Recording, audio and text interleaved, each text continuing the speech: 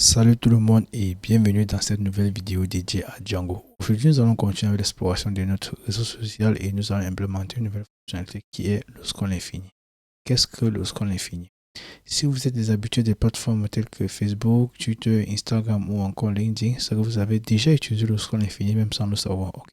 Lorsque vous scrollez vers le bas, quand vous êtes sur l'une de ces pages, vous avez du contenu qui se recharge au fur et à mesure que vous descendez. Donc, lorsque vous scrollez, le contenu se recharge au fur et à mesure. Il y a un bouton de chargement qui apparaît. Ou encore même TikTok, vous avez un bouton qui apparaît là en bas. Ça, le Infinity Scroll. Donc, nous allons l'implémenter aujourd'hui en utilisant Django et Ajax. Ok, nous voici donc au niveau de notre code et ce que je vais vous demander dans un premier temps, si vous n'êtes pas encore abonné à la chaîne, abonnez-vous, laissez un like, partagez, commentez les gars, ça m'encourage et ça me motive énormément. Ok, donc cette partie-ci, ou bien cette fonctionnalité sera certainement divisée en deux vidéos. Donc il y aura peut-être une première partie et une deuxième partie. Bon, là, c'est pas confirmé, mais ok, donc je vais donc aller au niveau de mon code. Ce que je vais faire, c'est de mettre une pagination normale. Ok, les gars, donc rien n'a changé au niveau de la pagination.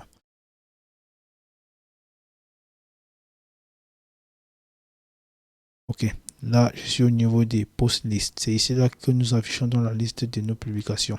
Donc, ce que je vais faire, c'est d'aller dans Django Core et importer ce qui est nécessaire. Donc, avant de faire cela, ce que je dois faire, c'est d'essayer d'organiser ceci. Donc, ok, donc j'ai importé les choses un peu en désordre. Je mets celui-ci. Je vais importer par ordre alphabétique pour me retrouver plus simplement. Comme ceci, HTTP, et je mets ce monsieur là en haut. Là, je peux mettre un commentaire ici, là, bon, c'est pas important. Donc, je vais importer from Django.core, ça juste ici, from Django.core, pour paginator, port page not à integer, import paginator à empty page. Ok. After import my dependencies. Okay. Donc, je vais venir là. Voici la ligne où je récupère la liste de mes publications. Donc, je vais donc appliquer ma pagination d'abord ici. Si vous n'avez jamais fait de pagination, il y a une vidéo donc, sur la chaîne qui montre comment implémenter la pagination dans la série comment créer un bloc complet de A à Z avec le framework web Django. Ok. Ce que je vais faire, c'est quoi? Je vais dire paginator. Je crée ma variable qui va s'appeler paginator. Okay. Paginator. C'est égal à quoi? Paginator, la classe paginator. Et qu'est-ce que je mets dans paginator? Je mets la liste des objets. Voilà ça, object list qui est quoi? Qui est post. Et puis, je dis quoi? Je vais avoir deux éléments par page. Ok. Voilà ce que je viens de faire.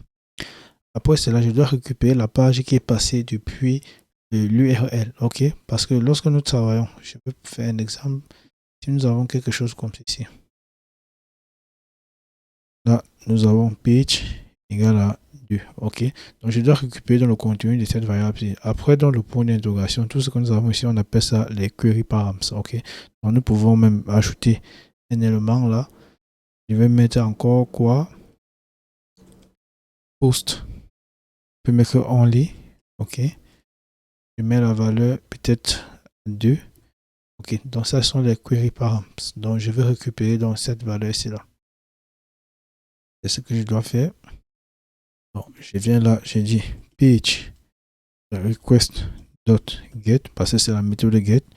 Pour get ici, étant donné que celui-ci me renvoie un dictionnaire, donc je peux appliquer donc get dessus pour récupérer mon élément.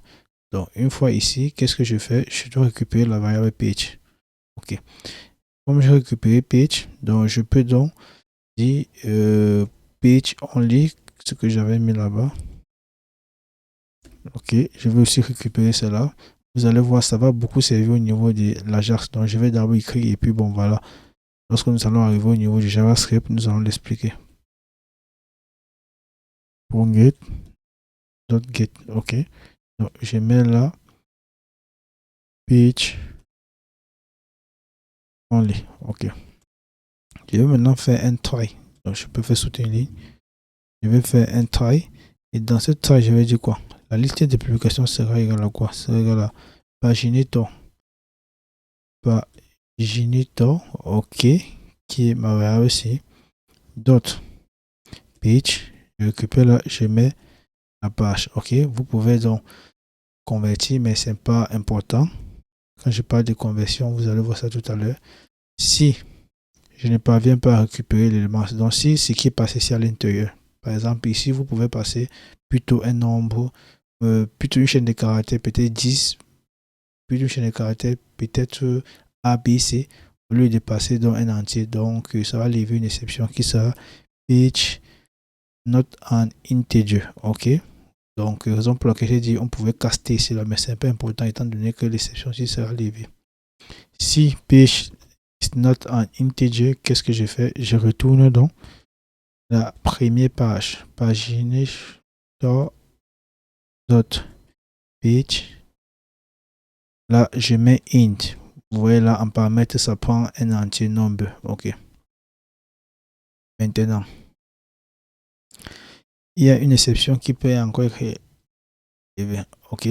Donc, si j'ai peut-être 10 pages au total au niveau de ma base de données de mon serveur et que je mets peut-être 12 ici manuellement, il doit falloir que mon programme puisse s'arrêter convenablement. Ok. Donc, je vais dire post sera égal à quoi? Désolé. Empty page. Voilà. Ça, c'est l'exception. C'est l'exception de type empty page. Je renvoie la dernière page qui sera égale à quoi?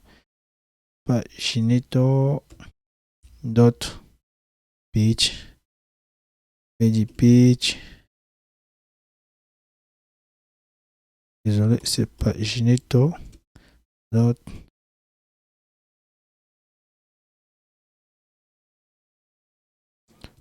number page. Voilà. Ça me renvoie la dernière page. Ok. Donc, tout ceci étant fait, si nous allons actualiser, qu'est-ce que nous verrons au niveau de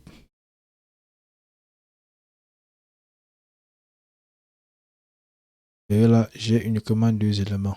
Donc, la suite sera maintenant faite avec Ajax. Donc, ce que nous allons faire, c'est de faire en sorte que quand nous sommes ici et qu'on scrolle, quand on scrolle la page, que cela se recharge automatiquement, les gars. Ok? Donc, j'espère que cela sera facile à faire. Donc, je vous donne rendez-vous dans la prochaine vidéo où nous allons voir comment commencer à utiliser donc Ajax au niveau de notre front-end. Ok? Donc, le back-end a déjà été fait, presque fait, pas totalement fait. Mais je vous donne rendez-vous dans la prochaine.